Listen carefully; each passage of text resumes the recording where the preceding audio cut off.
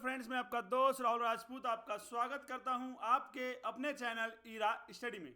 दोस्तों, आज का जो मेरा वीडियो है वो वीडियो है section C long answer question, जो कि 20 मार्क्स का आता है एग्जाम के अंदर बैंकिंग लॉ के लिए। पेपर नंबर 4006 है।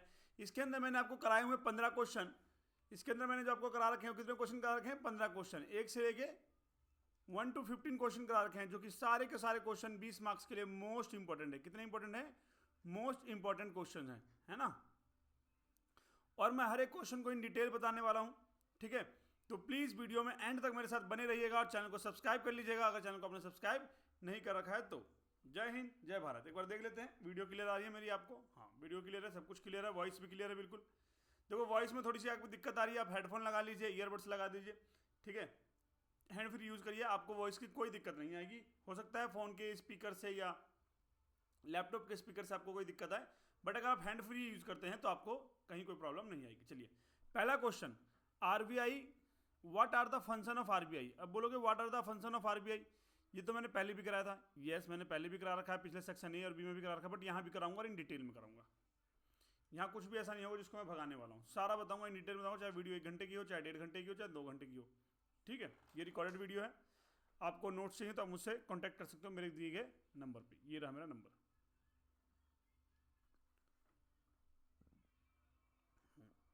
तो बोल what are the function of RBI. देखो, फंक्शन का मतलब क्या होगा कि आरबीआई कैसे काम करती है, क्या काम करती है, उसके बारे में हमें बताना है। तो आरबीआई क्या काम करती है? इशू करती है करेंसी। आरबीआई क्या करती है? Issue currency. तो पहले क्या लिखा हो? Function of the RBI. तो बोला कि the RBI is a central bank of India, establish on 1 अप्रैल 1935। 1935 में इंडिया का पहला बैंक है जो कि सेंट्रल बैंक है, और 1935 में इसको क्या किया गया? स्टैब्लिश किया गया under the reserve bank of India act 1934। कहता कब किसके अंडर किया गया? तो पहले एक्ट पास हुआ reserve bank of India act 1934, और उस एक्ट के द्वारा स्टैब्लिश किया गया आरबीआई, जो कि सेंट्रल बैंक ऑफ इंडिया, जो कि पहला स्टैब्लिश बैंक है, जो कि 1 अप्रैल 1935 में स्टैब्लिश किया गया। It is the apex monetary authority. ये क्या है? एक अपेक्स मॉनेटरी अथॉरिटी है, responsible for the regulation the country currency and credit system. मतलब जो कि रिस्पॉन्सिबल है कंट्री की करेंसी के लिए और उसके क्रेडिट सिस्टम के लिए। अब क्रेडिट सिस्टम क्या है? क्रेडिट सिस्टम का मतलब बैंक लोन दे रही है, ठीक है, कैश डिपॉजिट ले रही है, जो बैंक लोन दे रही है उससे ब्याज ले रही है, जो कैश डिपॉजिट ले रही है उसको ब्याज दे रही है, तो इसी को बोला जाता है क्रेडिट सिस्टम। क्या बोला जाता है? क्रेडिट सिस्टम, ठीक है। अब इसके फंक्शन की बात करें तो पहला फंक्शन है इशू ऑफ करेंसी। क्या कहता है? इशू ऑफ करेंसी, जिसको बोलता है मोनोपोली ऑफ नोट इशू। क्या बोलता है? Monopoly of note issue. तो बोला गया मोनोपोली है किसका? नोट इशू का। करेंसी इशू कर रहा है, जैसे कि RBI is the soul authority of the issue. RBI एक सोल अथॉरिटी मतलब एक सिंगल अथॉरिटी है इंडिया के अंदर जो कि नोट को इशू करता है। To issue currency notes in India except the 1 rupees notes issue by the government of India. मतलब अगर 1 रुपए की नोट की बात करी जाए ना, तो ये 1 रुपए का जो नोट है वो गवर्नमेंट ऑफ इंडिया इशू कर सकता है। पर जब उससे ज्यादा की वैल्यू की बात आए, उससे ज्यादा मतलब 2 रुपए, 3 रुपए, 4 रुपए, 10 रुपए, 20 रुपए, 200, 500, ठीक है, उतने सारे नोट्स क्या कौन इशू करता है? आरबीआई इशू करता है। The function ensure control over the supply of currency in the economy. ये करता है, इसका जो फंक्शन है इंश्योर करता है control over the supply of currency in the economic. यही फंक्शन जो है वो कंट्रोल करता है कि ऐसा ना हो कि इकोनॉमी में बहुत ज्यादा करेंसी सप्लाई हो जाए। अगर भाई देखो, अगर गवर्नमेंट के पास भी है, आरबीआई के पास भी, इसके अलावा किसी और के पास भी अगर करेंसी इशू करने के राइट्स होंगे तो ये वो करेंसी इशू कर सकता है। तो जो इकोनॉमिक होगा ना, इकोनॉमिक्स के अंदर कंट्रोल ऑफ सप्लाई जो होगा करेंसी का, वो खत्म हो जाएगा। तो ये आरबीआई का फंक्शन जो है इशू ऑफ करेंसी, यही इस चीज को कंट्रोल करता है। लीगल बेसिस की अगर बात करी जाए तो section 22 and 24 of the RBI act 1934 ये फंक्शन के राइट्स आरबीआई को देती है, ठीक है। अब बोलोगे सर यहाँ सेक्शन 22 एंड 24 के राइट्स को लिखो। भाई राइट्स लिखने की जरूरत नहीं है। 20 मार्क्स का क्वेश्चन है, ऑलरेडी 10-12 पॉइंट्स होंगे इसके अंदर, जिसका पहले पॉइंट में इतना लिख दिया, बहुत लिख दिया, और ये आपने पॉइंट टू पॉइंट लिखा हुआ है। सेक्शन बताना एग्जामिनर को है कि आपको पता है कि कौन से सेक्शन में ये बात कही गई है। देखो, अगर लीगल वर्ड्स लिख सकते हो तो आप लिखो, लीगल वर्ड्स लिख लो, ठीक है, बट लीगल वर्ड्स ना तो याद हो पाएंगे ना ही आप वहाँ लिख पाओगे। तो ये सिंपल वर्ड्स हैं जो आपको याद भी हो जाएंगे और आप लिख भी पाओगे। चलो, बैंकर टू द गवर्नमेंट। ये कहता है banker to the government. RBI क्या है? बैंक है। किसका? गवर्नमेंट का, ठीक है, गवर्नमेंट का बैंक है आरबीआई। क्या कहता है? RBI act the banker agent and advisor to the both of central and state governments. कहता है वो क्या बैंकर भी है, एजेंट भी है और एडवाइजर है किसका, बैंक ऑफ सॉरी सेंट्रल और स्टेट गवर्नमेंट का। It manage the government accounts, handle public डेब्ट and facilities insurance and remediation of the government security.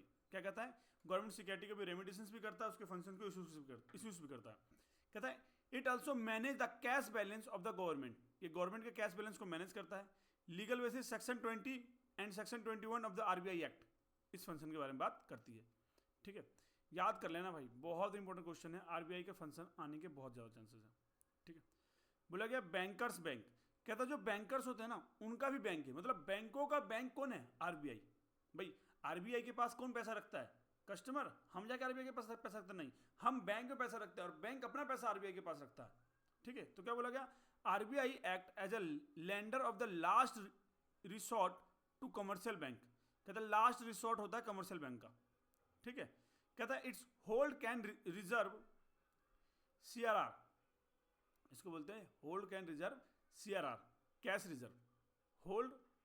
Hold cash reserve CRR from the bank and provide financial accommodation during the liquidity crisis. मतलब कहता है, ये कहता है bank जो bank को hold करता है सीआरआर, और जब बैंक कभी लिक्विडिटी किस सिचुएशन में होता है, लिक्विडिटी मतलब दिवालिया के केसेस में होता है कि भैया बैंक अब डूब गई, तो उसके इस क्राइसिस को वो क्या करता है, एकोमोडेशन करता है, उसको संभालता है। It regulate the banking system and prescribing banking rules, ये रेगुलेट करता है किसके, बैंकिंग के सिस्टम को, और प्रिस्क्राइब करता है बैंकिंग के रूल को। Inspecting banks and acting as a clearing house, मतलब कहता है ये क्या है, इंस्पेक्टिंग बैंक्स है एंड एक्टिंग करता है एज अ क्लियरिंग हाउस। कहता है जो क्लियरिंग हाउस होता है उसकी तरह ये काम करता है। देखो आरबीआई बैंकर का बैंक है, तो बैंकर का बैंकर तो क्या करेगा भाई, बैंक अगर डूबेगी तो उनको संभालेगा। ठीक है, उनकी बैंकिंग सिस्टम को रेगुलेट करेगा, उनके अंदर प्रिस्क्राइब करेगा बैंकिंग के रूल कि भाई आपके बैंकिंग रूल्स ये चलने चाहिए। ठीक है, जो क्लियरिंग होता है, क्लियरिंग हाउस मैंने बताया था, क्लियरिंग हाउस का मतलब क्या होता है, जहां पे दो बैंकों के बीच के आपस के चेकों को सेटल्ड किया जाता है। ठीक है, जब एक कस्टमर बैंक में पैसा डालता है दूसरे किसी बैंक का, तो वहाँ सेटल किया जाता है, उसी को क्लियरिंग हाउस बोलता है। मैं बता चुका हूँ सेक्शन बी या सेक्शन ए की वीडियो में शायद मैंने बताया, तो आप वहाँ जाके देख सकते हैं। ठीक है, banking regulation act 1949, banking regulation act कहाँ पे है, ये 1949 के अंदर इसके बारे में बात कही गई है। बोला गया control of credit, control of credit, RBI के पास कंट्रोल ऑफ क्रेडिट होता है, हाँ आरबीआई के पास कंट्रोल ऑफ क्रेडिट होता है। कैसे, कहता है RBI control the supply, ability, cost and direction of credit. कहता है आरबीआई डिसाइड करती है, इस लाइन के अंदर ये कहना चाहता है कि आरबीआई डिसाइड करती है कितना लोन मिलेगा किस चीज को, ठीक है, और किस रेट पे मिलेगा, ये आरबीआई डिसाइड करती है।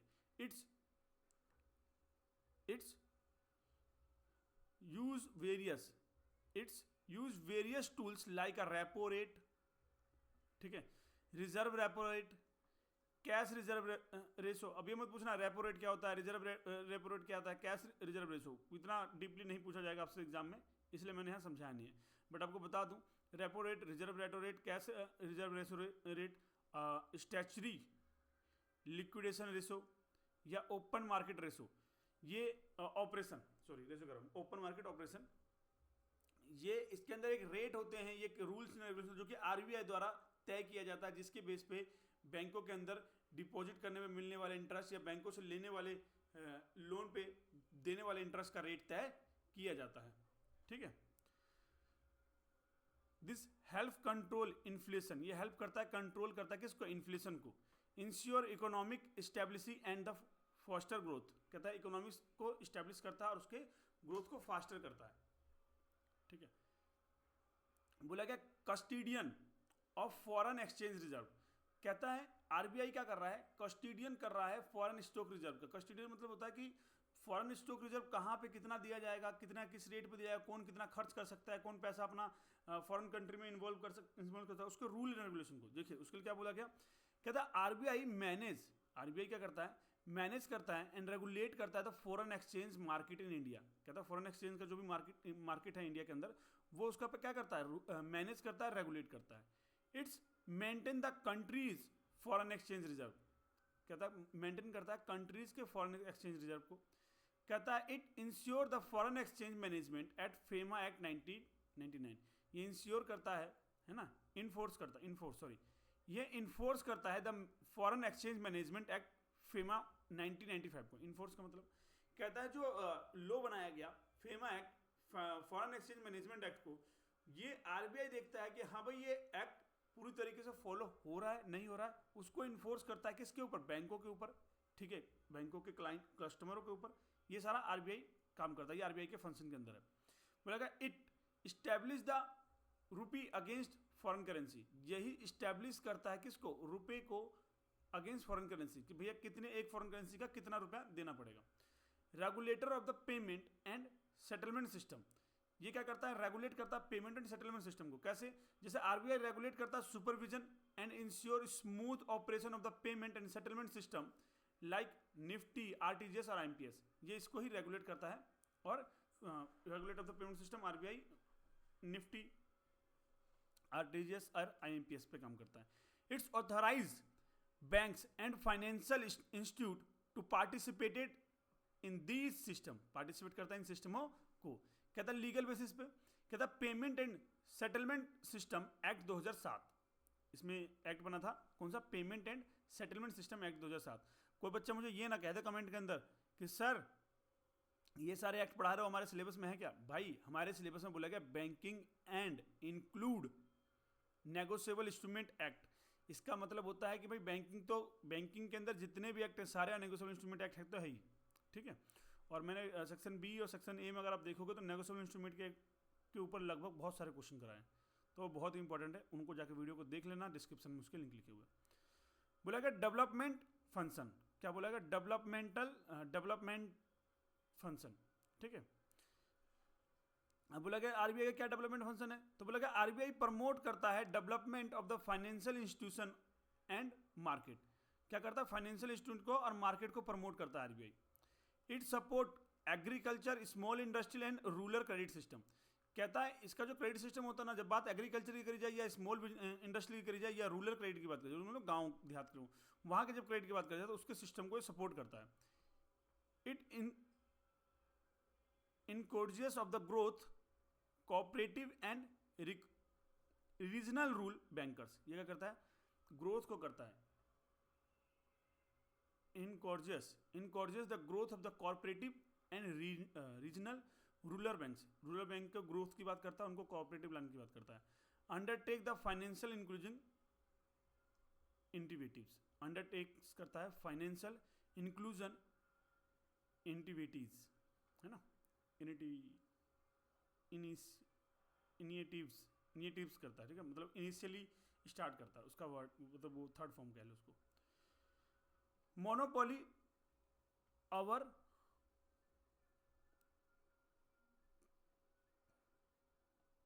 क्या पड़ेगा यार, मोनोपोली अवर कॉनिक्स, मोनोपोली करता है अवर कॉनिक्स को, ठीक है।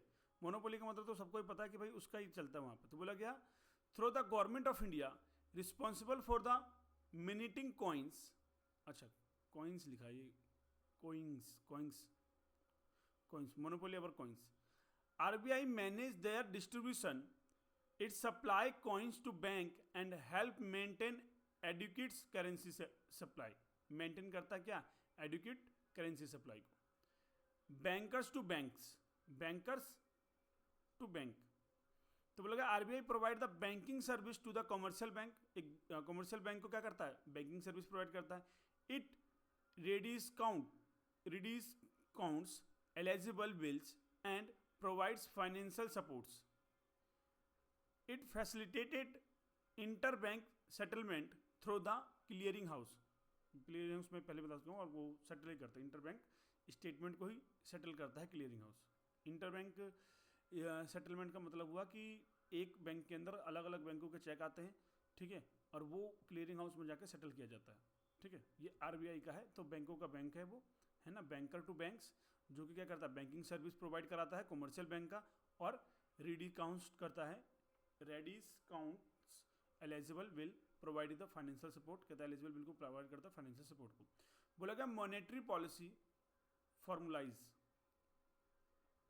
क्या बोला गया, मॉनेटरी पॉलिसी को फॉर्मुलाइज करता है, मतलब बोला गया RBI formulates and implements monetary policy to achieve the price establish and economics growth.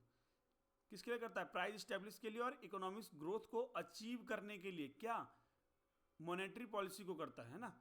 Follow जाएगा implement of the monetary policy. Monetary policy के अंदर चेंज करता रहता है और उसके अंदर फॉर्मूलाज को बदलता रहता है. It's announce predict monetary policy system. वो प्रिडिक्टली मतलब क्या हुआ कि पीरियड बेसिस पे हर 3-4 मतलब क्वार्टरली बेसिस पे या मंथली बेसिस पे या 6 मंथली बेसिस पे वो अनाउंस करता रहता है इसकी पॉलिसी के स्टेटमेंट को. लीगल बेस में बोला गया था monetary policy framework agreement with the government of India 2016. ये इसका लीगल फ्रेमवर्क है जिसके अंदर ये काम करता है. Maintaining financial establish. क्या था? फाइनेंशियल स्टैब्लिश को मेंटेन करके रखता है कौन? आरबीआई. इसके अंदर क्या बोला गया? आरबीआई, देखो मैंने ये लिखा, इसके 3 पॉइंट लिखे. आपको तीनों पॉइंट ऐसे याद आते हैं, ठीक है, नहीं तो कहानी करके पेल दो, पर ये स्टेटमेंट, ये चीज आपको पूरी लिखनी है, ठीक है. RBI monetary system risk in the financial sector. It overseas bank solvency and liquidity. जो ओवरसीज बैंक होते हैं उनको सॉल्वेंसी और लिक्विडिटी को देखता है ना. ये उसका मेंटेन करता है फाइनेंशियल स्टेबलिटी को. It's take a step to prevent bank failure and protect depositors. Sorry, protect करता है जो फेलियर बैंक होता है, प्रोटेक्ट करता है किसके? डिपॉजिटर्स को. मतलब कहता है कैसे प्रोटेक्ट करता है? तो भाई देख, कहते हैं कि अगर आपने एफडी कर रखा है, चाहे वो 50 लाख की एफडी है, पर अगर बैंक डूब गया तो आरबीआई कहती है हम आपको 5 लाख रुपए देंगे.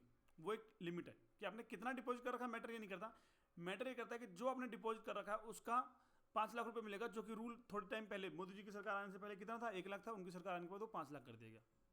लोग कह देते हैं ना कि मोदी ये कर रहा है, मोदी कर रहा है. कहीं भाई देखो, हर तरह हर लोग होते हैं, कुछ काम किसी को अच्छा लगेगा, किसी काम को लगेगा. पर क्या ये काम अच्छा नहीं है कि कल को अगर बैंक डूब जाएगा तो 1 लाख रुपये मिलता था, 5 लाख रुपये मिलेंगे. अगर आपके पास पैसा का मान लो 6 लाख पड़ा है तो 5 लाख मिलेगा, 4 लाख पड़ा तो 4 लाख ही मिलेंगे, 5 लाख नहीं मिलेंगे. ठीक है, मतलब मैक्सिमम वैल्यू 5 लाख मिलेगी बैंक के डूब जाने के बाद. ठीक है, अब इसके summary function of the RBI summary दे रखा है, उसके लीगल नोट दे रखे, तो ये आपको याद करने में आसानी होगी. इसका स्क्रीनशॉट ले लीजिए और इसको पढ़ लीजिएगा, आपको पूरा का पूरा ऊपर का सारा रूल याद हो जाएगा. What do you mean by the negotiable instrument? Explain types. कहता है negotiable instrument कौन से होते हैं? Cheque, bill of exchange, promissory note, ये सब क्या है? नेगोशिएबल इंस्ट्रूमेंट है. तो ये बोलेगा क्या मतलब है नेगोशिएबल इंस्ट्रूमेंट का, और एक्सप्लेन करिए इसके टाइप्स के, कि कितने टाइप्स के नेगोशिएबल इंस्ट्रूमेंट होते हैं. ठीक है, अभी 20 मार्क्स का है तो मैंने character sketch of negotiable instrument भी बता रखा है इसके अंदर. ठीक है, चलिए डिटेल में बात करते हैं नेगोशिएबल इंस्ट्रूमेंट की. तो बोलेगा negotiable instrument is a return document that the guarantee the payment of the specific amount of money either on demand या at the set at a set time with the pay named on the documents या the bearer. कहता पेई को या bearer को of the documents enter to the receive the money. मतलब कि negotiable instrument एक तरह का डॉक्यूमेंट्स होता है जिसके अंदर टाइम लिखा होता है, अमाउंट की वैल्यू लिखी होती है, डिमांड लिखी होती है, और जो कि एक सेट ऑफ टाइम पीरियड पे किसको दिया जाता है? पेई को दिया जाता है उसके नाम पे, या डॉक्यूमेंट्स होता है. ठीक है ना, पेई के नाम का डॉक्यूमेंट्स होता है या बियरर को दिया जाता है. ठीक है, टू रिसीव द मनी, कि वो पैसा रिसीव कर सके. ठीक है, जब लीगल डेफिनेशन की बात करी गई तो बहुत इजी है लीगल डेफिनेशन इसका. ठीक है, पढ़ते हैं.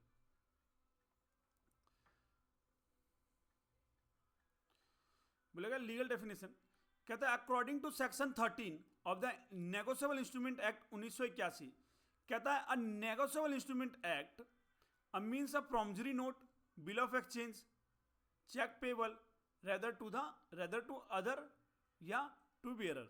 मतलब किसी और को देना हो या जो बियरर है उसको देगा. बियरर कौन होता है? जिसके पास चेक है, जो बैंक को क्लियर करने के लिए जा रहा है, वही है. ठीक है, ये सिंपल सा डेफिनेशन है, आप ये लिख सकते हो, याद भी कर सकते हो, तो कोई प्रॉब्लम नहीं है. एक बार फिर से मेरे साथ पढ़ेंगे. अ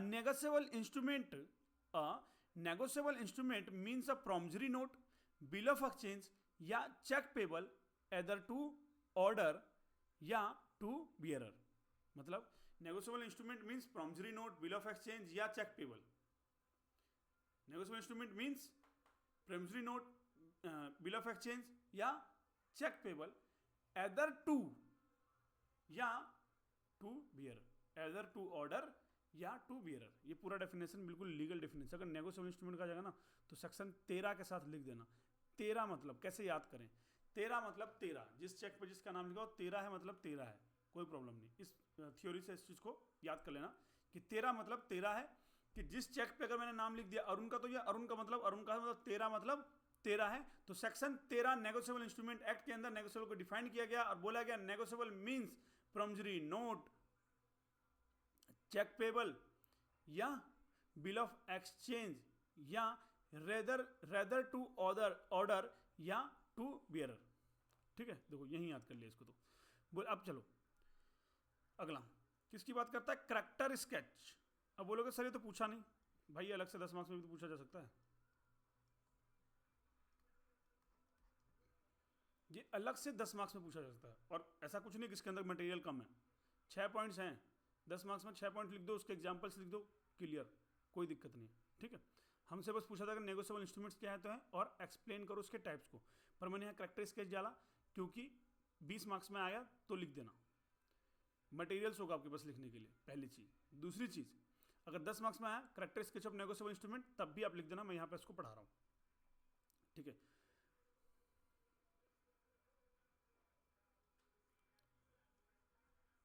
अलग अलग कलर लेते रहना चाहिए यार, अच्छा लगेगा। रिटर्न एंड साइंड मतलब करैक्टर स्केच होता है नेगोशिएबल इंस्ट्रूमेंट रिटर्न होना चाहिए, मतलब लिखित में होना चाहिए और साइन होना चाहिए। तो must be return and sign by the maker या ड्रॉवर। अब ये मत बोल देना मेकर कौन होता है, ड्रॉवर कौन होता है। मेकर वो होता है जो नेगोशिएबल इंस्ट्रूमेंट बनाता है, या ड्रॉवर वो होता है जो नेगोशिएबल इंस्ट्रूमेंट बनाता है, दोनों एक ही बात है।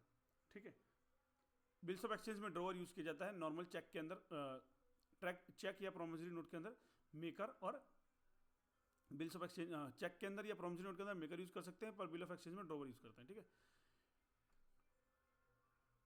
ट्रांसफरेबिलिटी कहता है transferability can be transfer by endorsement या डिलीवरी, मतलब ये ट्रांसफर किया जा सकता है इंडोर्समेंट के द्वारा या डिलीवरी के द्वारा।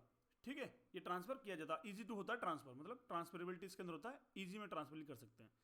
अनकंडीशनल, द प्रॉमिस या ऑर्डर टू पे मस्ट बी अनकंडीशनल। अगर प्रॉमिस है या ऑर्डर टू पे मस्ट बी अनकंडीशनल होना चाहिए, मतलब अगर चेक दिया हुआ है तो वो अनकंडीशनल होना चाहिए, बिल ऑफ एक्सचेंज दिया हुआ तो वो अनकंडीशनल होना चाहिए, कोई प्रॉमिसरी नोट दिया हुआ है तो वो क्या होना चाहिए, अनकंडीशनल होना चाहिए।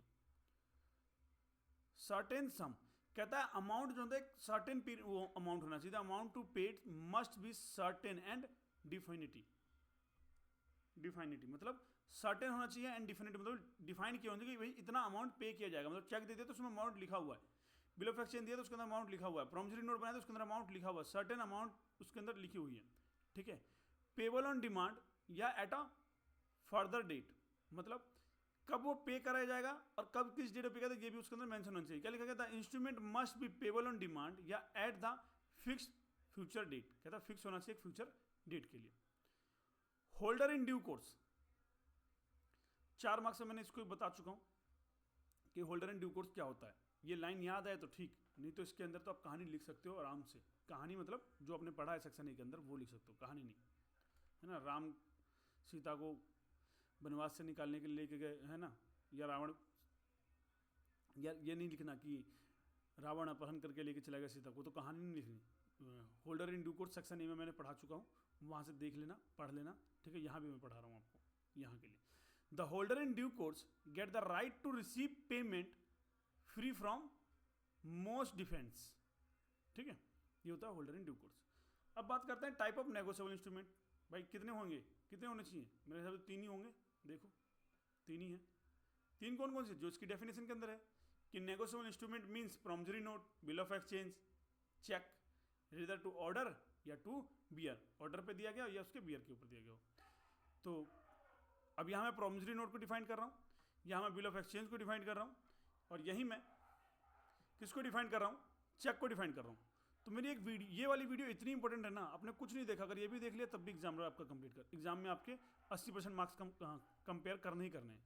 अब बोलो कैसे, कह रहा भाई चेक 4 मार्क्स का आ सकता है, प्रॉमिसरी नोट 4 मार्क्स का आ सकता है, बिल ऑफ एक्सचेंज आपका 4 मार्क्स का आ सकता है। और ऐसा नहीं है, आ सकता है, आप अगर प्रीवियस ईयर के एग्जाम में जाकर देखोगे ना, या मेरी वीडियो देखोगे सेक्शन ए की, उसमें मैंने ये कराए हुए हैं और ये आए हुए हैं, और एक बार नहीं मल्टी टाइम्स आए हुए हैं, और आने के चांसेस भी उतने ही हैं। ठीक है, तो बात करते हैं प्रॉमिसरी नोट की।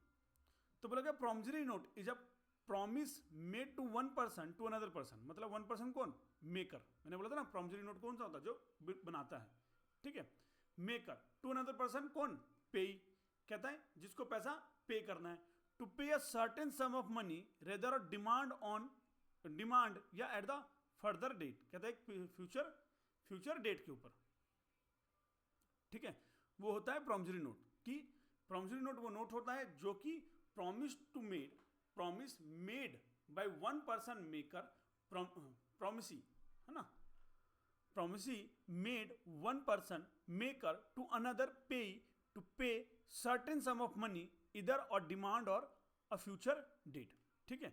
इट इन्वॉल्व टू पार्टी, इसमें इन्वॉल्व कितने होते हैं, दो party, the maker who promise to pay and pay to whom payment is promised, है ना, मेकर जो बनाता है और पे जो प्रॉमिस करता है कि वो पे करेगा, ठीक है। Legal basis section 4 of the negotiable instrument act, है ना, इसके बारे में कहाँ कौन बात करता है, सेक्शन 4 के अंदर डिफाइन किया गया है प्रॉमिसरी नोट को। फिर से एक बार पढ़ रहा हूं, ध्यान से सुनिएगा और समझिएगा क्या है।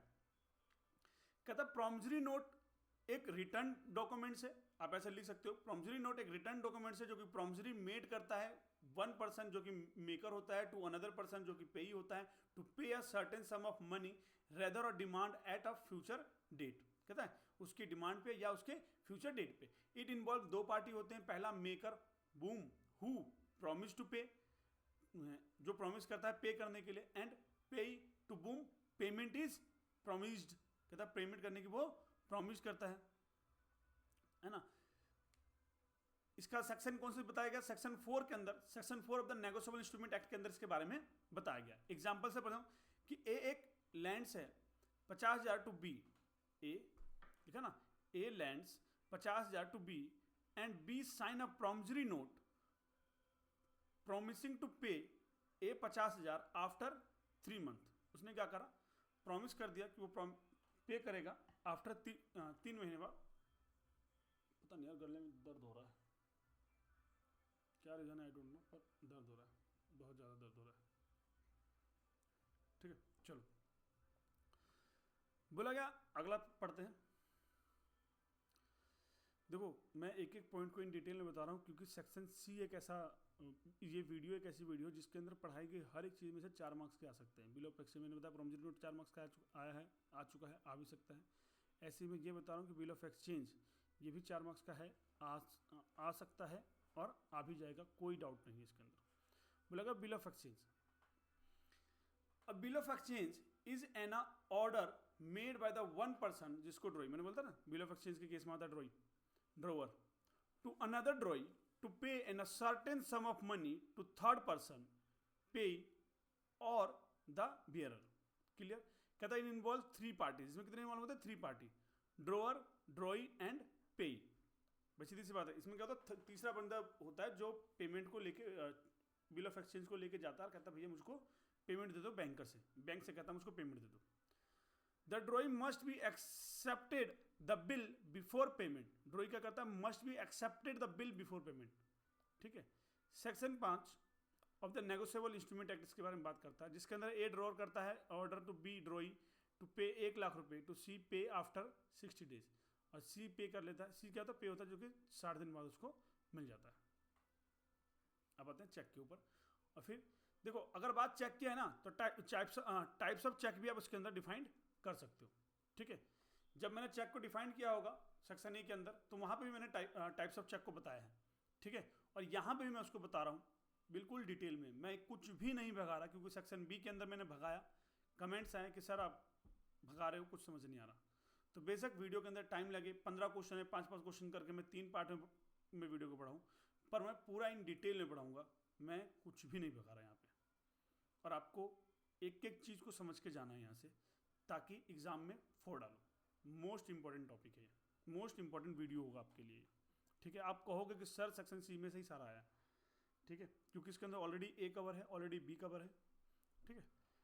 Section C, a cheque is a bill of exchange drawer on a specify banker and payable on demand, मतलब एक चेक होता है बिल ऑफ एक्सचेंज ही होता है जो कि drone on the specific banker and payable on demand, कहता है पेबल किया जाता है अपने डिमांड के द्वारा। तो बोलोगे बिल ऑफ एक्सचेंज ही होता है चेक। हाँ भाई, बिल ऑफ एक्सचेंज का मतलब क्या होता है कि एक चेक मैंने राम को दिया, राम ने वो चेक श्याम को दिया, श्याम ने वो चेक महेश को दिया, और महेश चला गया कहाँ, बैंक के पास पैसा लेने के, तो महेश पेई हो गया, मैं ड्रॉअर हो गया, जिसके नाम पे बनाया मैंने वो ड्रॉई हो गया, ठीक है, जिसने पैसा लिया वो पेई हो गया। It is always payable on demand and involves three party, drawer, drawee, bank and payee. Oh देखो, ड्रॉई, बैंक एंड पेई, ठीक है। बोलेगा चेक के अंदर होता है तीन पार्टी, ठीक है। चेक देखो, बिल ऑफ एक्सचेंज में ड्रॉयर, ड्रॉई और पेई होता है, पर चेक के अंदर भी तीन पार्टी होता है जिसके अंदर ड्रॉयर, ड्रॉई, बैंक एंड पेई होता है। इन तीनों के बीच में डिफरेंस भी पूछा जा सकता है। जब आप इनको बढ़िया से पढ़ के जाओगे ना तो इनके डिफरेंस को आसानी से डिफाइन कर सकते हो। Section 6 of the negotiable instrument act में चेक को डिफाइन किया गया है। टाइप्स ऑफ चेक की बात करी गई तो order cheque, cross cheque, post dated cheque, settled cheque या बियरर चेक। अब मैं बताता हूँ पहले post dated check.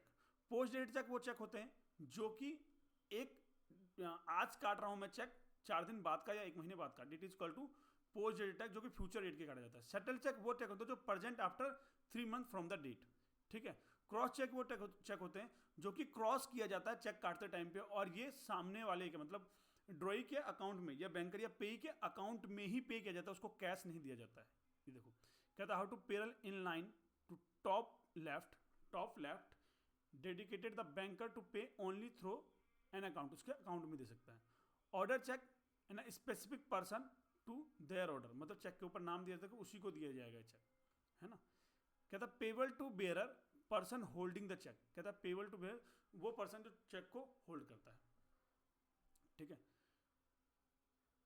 Question third question, discuss the detail the concept of holder and holder in due course. बोलोगे सर ये होल्डर और holder in due course क्या है। मैं पहले बता चुका हूं कि मैंने सेक्शन ए में कराया है होल्डर, और सेक्शन ए में ही होल्डर इन ड्यू कोर्स भी कराया है। यहां भी करा रहा हूं holder and holder in due course, पर यहां इन डिटेल में कराऊंगा होल्डर को भी और होल्डर इन ड्यू कोर्स को भी, ठीक है। अभी तक आपने वीडियो देखी नहीं देखी पता नहीं, इसको बहुत ध्यान से देखिएगा और समझिएगा और आपको समझ में आएगा होल्डर कौन है। तो बोला कि सबसे बड़ी बात कि इसकी जो डेफिनेशन है according to section 8 of the negotiable instrument act के अंदर होल्डर डिफाइन किया है। ABCDEFGH क्या मतलब, सुनो ना, ABCDEFGH। H हमारे 8वें नंबर पे आता है। H हमारे कौन से नंबर पे आता है, 8वें नंबर पे आता है। यही कारण है, उसको याद कर लो, कारण क्या है याद कर लो कि H मतलब होल्डर, और होल्डर H हमारा अगर न्यूमेरिकल में देखा जाए तो 8वें नंबर पे है, इसलिए सेक्शन 8 के अंदर नेगोशिएबल इंस्ट्रूमेंट एक्ट 1881 में होल्डर को डिफाइन किया गया। अच्छा, अब इसके लीगल वर्ड क्या बोला गया, क्या है होल्डर। तो बोला गया holder means the person is possession of promissory note, मतलब पोजीशन ऑफ प्रोमिसरी नोट, मतलब होल्डर एक ऐसा व्यक्ति है जिसके पास क्या है, पोजीशन है, जिसके पास क्या है, जिसके पास क्या है, पोजीशन है, किसका, प्रोमिसरी नोट का। वो कौन है, होल्डर है। बिल ऑफ एक्सचेंज चेक, मतलब bill of exchange cheque which is either payable to bearer या टू हिम या टू हिज ऑर्डर, मतलब वो पेबल कर देगा बियरर को, मतलब किसी और को दे देगा जिसको चाहिए, है ना, जिसको पेमेंट करना है उसको, वो या हिम अपने पास रख लेगा, या टू हिज ऑर्डर या अपने ऑर्डर पे। मतलब हमने पढ़ा था कि नेगोशिएबल मींस क्या होता है, negotiable means the promissory note, bill of exchange या चेक रेदर टू ऑर्डर या टू द बियरर। इसी तरीके से बोला गया होल्डर वो है जिसके पास क्या है, जनरल लैंग्वेज में अगर बात करी जाए तो बोला जाएगा holder means a person in position of a promissory note, cheque, bill of exchange which is rather to payable to bearer या टू हिम या टू हिज ऑर्डर। ये इसका लीगल डेफिनेशन हो गया, 2 बार पढ़ चुका हूं, समझा भी चुका हूं, याद हो गया होगा, ठीक है। सेक्शन भी याद हो गया, सेक्शन 8 के अंदर है ये। चलो अब इसका एक्सप्लेनेशन दिया गया, इसके एक्सप्लेनेशन को पढ़ेंगे। बोला क्या, A holder is a person who is entitled in his own name, मतलब entitled in his own name to possess the instrument and claim the amount। मतलब कहता होल्डर कोई भी व्यक्ति हो सकता है जिसके पास पोजीशन हो उसके नाम पर इंस्ट्रूमेंट का, इंस्ट्रूमेंट और उसके पास क्या उसका पोजीशन हो, है ना, पोसेस हो, प्रोसेस द इंस्ट्रूमेंट कर सकता है, वो नाम कर सकता है, ठीक है। Position of the instrument essential, instrument essential, अब ये बोले भाई इंस्ट्रूमेंट इसेंशियल क्या होता है, इंस्ट्रूमेंट इसेंशियल मतलब वही चेक, प्रॉमिस और क्या कहते हैं बिल ऑफ एक्सचेंज, ठीक है। The instrument can be either payable to bearer या to order of the holder, मतलब वो बियरर को पेबल कर दे या होल्डर अपने ऑर्डर पर पेमेंट कर ले, ठीक है, वो इंस्ट्रूमेंट होता है। द होल्डर में हैव ऑब्टेन द इंस्ट्रूमेंट इधर बाय डिलीवरी या थ्रू द इंडोर्समेंट, भाई वो डिलीवरी कर दे मतलब किसी और को पेमेंट देके उससे सामान खरीद ले, ठीक है, या इंडोर्समेंट कर दे कि भाई तुम ले लो उसको, है ना, किसी और को दे दे इंडोर्समेंट में, है ना। Example, if a cheque is payable bearer to person whom physically hold is it the holder, person के पास क्या होना चाहिए, फिजिकली होल्ड होना चाहिए उसके पास। If the cheque is payable to A या ऑर्डर, है ना, order and A endorse it to B is the holder, मतलब इंडोर्स, मतलब मान लो एक चेक है जो ए के पास है और वो वही उसी के ऑर्डर पे है, वो क्या करता है, इंडोर्स कर देता है किसको, टू बी को, इट टू बी को देता है, तो बी इज द होल्डर, तो बी क्या कहलाएगा, होल्डर कहलाएगा, ठीक है। HDC holder in due course, holder in due course कौन होता है, इसके बारे में समझना इन डिटेल के अंदर। अब बोलोगे होल्डर को डिफाइन किया गया सेक्शन 8 के अंदर, क्योंकि H से आता है 8, होल्डर इन ड्यू कोर्स की बात करी गई तो वो उसका अगला मान लिया जाएगा और हम उसको section 9 of the negotiable instrument act में डिफाइन किया जाएगा। तो मुझे लगता है सेक्शन तो याद हो गया। चलो इसका ये लीगल डेफिनेशन है, फिर इसकी एक्सप्लेनेशन है। तो लीगल डेफिनेशन को पहले पढ़ते हैं, उसको तोड़ते हैं, फिर समझ में आएगा। मतलब holder in due course mean any person, कोई भी व्यक्ति होल्डर इन ड्यू कोर्स माना जा सकता है, who for the consideration become the processor of promissory note, उसके पास क्या है, कंसिडरेशन है, कंसिडरेशन के लिए बिकम हो रहा है process of promissory note, bill of exchange या cheque, if payable to bearer या टू पे या endorse therefore if payable to order. मतलब उसके पास क्या होना चाहिए, चेक हो, प्रोमिसरी नोट हो या cheque is sorry bill of exchange हो या चेक इफ पेबल हो, टू बियर करे खुद रखे या टू पे ही कर दे या किसी द पे ही को दे दे, किसी और को पे ही बन जाए, बैंक में जाके पैसा ले ले, या to endorse therefore is payable, कहता उसको कर इंडोर्स कर दे जिसको पे करना चाहता है, टू ऑर्डर अपने order before the instrument become a over due, कहता है कब, तब तक जब वो ओवर ड्यू ना हो, मतलब कोई चेक 3 महीने बाद ओवर ड्यू हो जाता है, खत्म हो जाता है 3 महीने बाद उसका, तो उससे पहले before the cheque become a overdue, instrument become a overdue, मतलब चाहे बिल ऑफ एक्सचेंज हो, प्रॉमिसरी नोट हो या चेक हो, इनके टाइम पीरियड खत्म होने से पहले उसको क्या कर दे, वो किसी और को दे सकता है, इंडोर्स कर सकता है। And without any notice of defect in title, without किसके, without any notice of defect in the title of the person who negotiated it, है ना, जिसने बनाया था इसको बिना किसी नोट, मतलब उसे किसी को नोटिस देने की जरूरत नहीं है और वो कर सकता है। मतलब जो कंसिडरेशन का पर्सन इन ड्यू कोर्स, कहता है कंसिडरेशन के रूप में ले रहा है प्रॉमिसरी नोट को, चेक को, हम इसको जनरल मीनिंग में समझते हैं नीचे। ये तो लीगल नोट था, सब तोड़ कर समझाया मैंने एक एक चीज़ को, कौन सा मतलब क्या कहना चाह रहा है। अब मैं एक बार फिर से समझाता हूँ क्योंकि मुझे लगता है कहीं कुछ कमी रहेगी इसके अंदर, फिर समझाता हूँ, समझो। कहता है होल्डर इन ड्यू कोर्स को सेक्शन 9 के अंदर डिफाइन किया गया, होल्डर इन ड्यू कोर्स को कहाँ डिफाइन किया गया, सेक्शन 9 के अंदर डिफाइन किया गया। दूसरा बात करा गया कि holder in due course means any person who consideration who for a consideration become a process, मतलब वो पर्सन जो कंसिडरेशन के रूप में ले रहा है क्या, promissory note, bill of exchange या चेक इज पेबल, कंसिडरेशन के रूप में वो ले रहा है, ठीक है, टू बियर कर दे, द पे बन जाए या इंडोर्समेंट कर दे therefore if payable to other, है ना, ऑर्डर किसी और को दे रहा है, before the instrument become a due over, मतलब होल्डर इन ड्यू कोर्स में वो व्यक्ति है जो चेक को ले रहा है कंसिडरेशन के रूप के अंदर, कंसिडरेशन के रूप में बिल ऑफ एक्सचेंज को ले रहा है या प्रॉमिसरी नोट को ले रहा है, वो खुद बियर करे, वो खुद पे ही बने, या वो किसी और को इंडोज कर दे before instrument become a overdue, उसके टाइम पीरियड खत्म होने से पहले, and without any notice of the defect in the title of the person who negotiated it, मतलब जिसने उसको बनाया है उसको बिना नोटिस दिए वो कर सकता है, वो होता है holder in due course. Explain पढ़ो, एक्सप्लेन करते हैं इसको, ठीक है।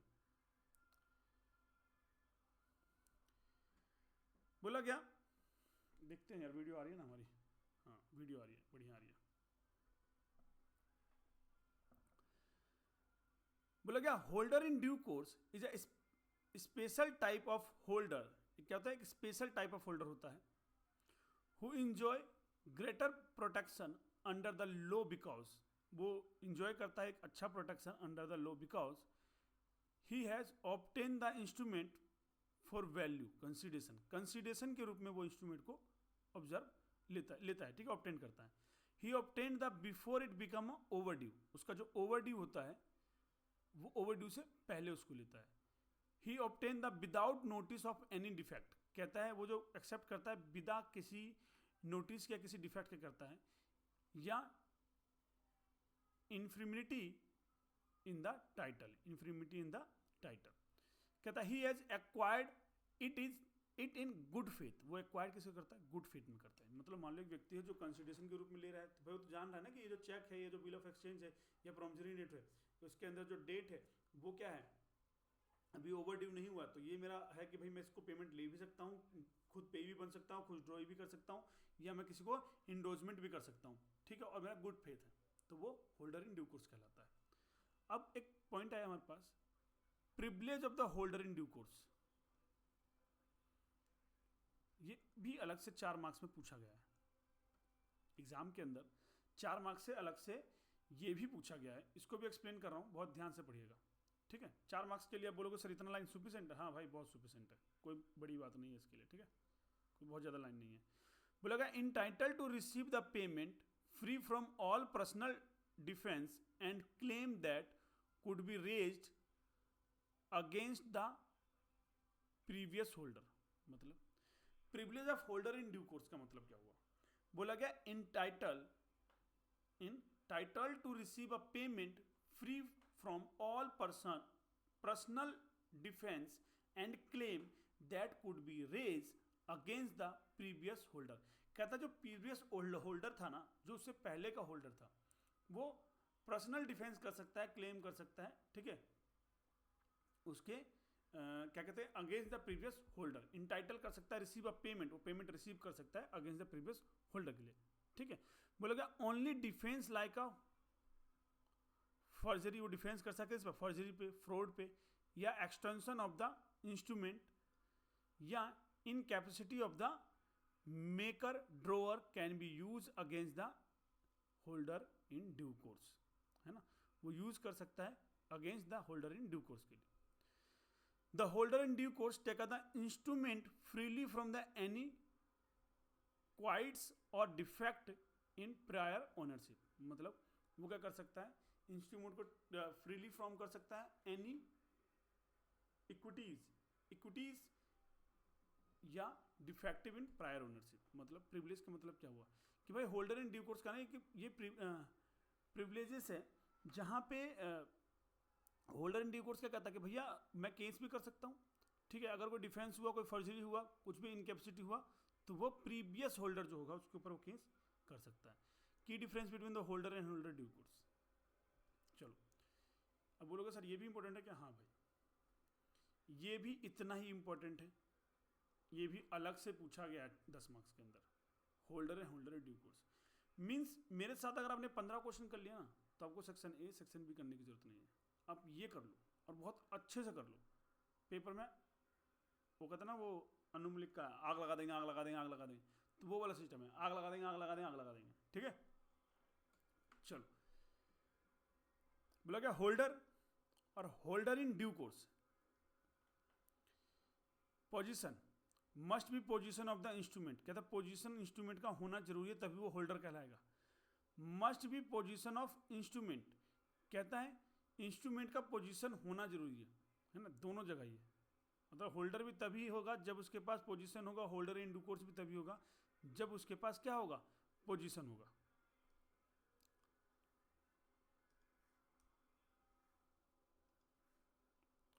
टाइटल की बात करी जाए, मे हैव डिफेक्टिव और defective title, may have defective या डिफेक्टिव टाइटल, हो सकता है उसके पास डिफेक्टिव टाइटल हो, ठीक है। Must have obtain valid title without defective, मतलब होल्डर इन ड्यू कोर्स के अंदर क्या होना चाहिए, वैलिड टाइटल होना चाहिए। कंसिडरेशन की बात करी जाए, मे और may not have given consideration, जरूरी नहीं है कि वो कंसिडरेशन के रूप में ही दिया जा रहा हो। Must have given a consideration from the instrument, कहता है बहुत जरूरी है इसके अंदर जो कंसिडरेशन इंस्ट्रूमेंट के लिए यूज किया जाए। Title of acquisition no specific time restrictions, कहता है होल्डर के लिए कोई स्पेसिफिक टाइम रिस्ट्रिक्शन नहीं है। कहता है must be acquire before the instrumentation become over due, कहता है होल्डर इन ड्यू कोर्स के लिए क्या है, स्पेसिफिक टाइम होल्डर है, और कितना है कि इंस्ट्रूमेंट जो हो बिकम ओवर ड्यू नहीं होना चाहिए। नोटिस बाय डिफॉल्ट, कहता है may have notice of defect, कहता है नोटिस कर सकता है अगर कोई उसके डिफेक्ट है। Must have no notice defective या इन्फिनिटी, कोई नोटिस नहीं होगा अगर कोई डिफेक्टिव कुछ भी इन्फिनिटी के लिए कोई नोटिस देने की जरूरत नहीं है। मतलब भाई अगर होल्डर इन ड्यू कोर्स वाला व्यक्ति जो पर्सन है अगर उसे केस करना है ना तो उसको मेकर के लिए कोई नोटिस देने की जरूरत नहीं है, वो डायरेक्ट केस कर सकता है, ठीक है। बट अगर कोई होल्डर है व्यक्ति तो वो क्या करेगा, नोटिस देगा, उसके बाद ही वो केस करेगा। Protection from the defence, can be liable for all defences, holder liable होता है सारे डिफेंसेस के लिए। Protection against personal defence only real defence applied, real defence को ही अप्लाई कर सकता है। कैन सू बट डिफेंस में डिफेक्ट क्लेम, कहता सू कर सकता है, जो डिफेक्ट हुआ उसको क्लेम कर सकता है। Can sue and claim without being affected by the many defence, कहता वो भी डिफेंस को वो अफेक्टेड कर सकता है किसी भी डिफेंस के लिए।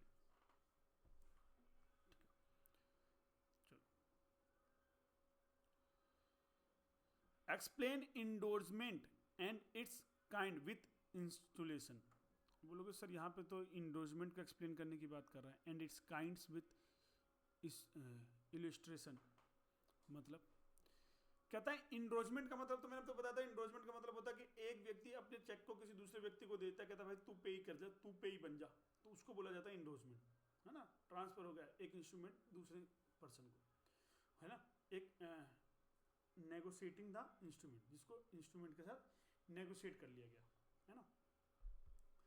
पर्पस ऑफ इंडोर्समेंट का क्या होता है ये भी पढ़ेंगे। अब बोलोगे सर पर्पस ऑफ इंडोर्समेंट, इस क्वेश्चन के अंदर आंसर देखो, पर्पस ऑफ इंडोर्समेंट या काइंड ऑफ इंडोर्समेंट, ठीक है, ये भाई साहब।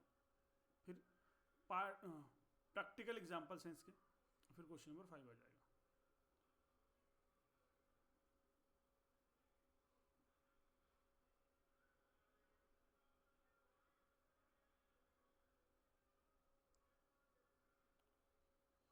चलो बोलो क्या, explain endorsement and it's kind with illustration, illustration के साथ एक्सप्लेन कीजिए और इसके काइंड्स को भी बताइए।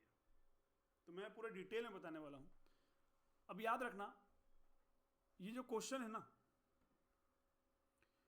पर्पस ऑफ इंडोर्समेंट, ये अलग से 10 मार्क्स या 4 मार्क्स में पूछा जा सकता है।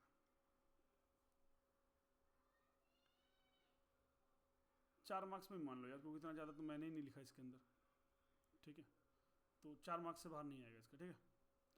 बोलेगा काइंड ऑफ इंजॉयमेंट, पूरे चांसेस हैं, 100% चांसेस है कि 10 मार्क्स में आ जाए, ठीक है।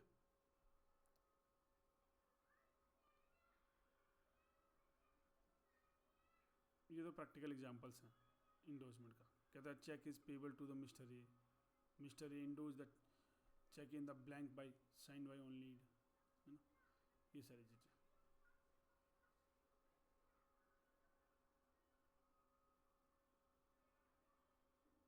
चलो इसको एक्सप्लेन करेंगे फिर आगे बढ़ेंगे हम अपना नेक्स्ट क्वेश्चन के लिए। ठीक है, मैं वीडियो को यहीं रोक रहा हूँ, इसके पार्ट बना रहा हूँ क्योंकि मेरी तबीयत थोड़ी ख़राब हो रही है, मेरे सर में दर्द हो रहा है इधर की तरफ, है ना, तो काफ़ी ज़्यादा सर में हेडेक हो रहा है, इसलिए इस क्वेश्चन को रोक रहा हूँ। क्वेश्चन नंबर 4 के साथ हम नेक्स्ट वीडियो में आएंगे और मैं वहाँ पर इन डिटेल में बताऊँगा। वीडियो हो सकता है ये मेरी थोड़े कम टाइम की हो, मैं कोशिश करूँगा नेक्स्ट टाइम पर ज़्यादा कराऊँ, क्योंकि मैं हर एक क्वेश्चन को यहाँ पे बिल्कुल डिटेल में बताने वाला हूँ। इन डिटेल मतलब इन डिटेल। तो चैनल को सब्सक्राइब कर लीजिएगा, बेल आइकन को प्रेस कर लीजिएगा, ताकि अगली वीडियो आपको मिल सके सबसे पहले। जय हिंद, जय भारत।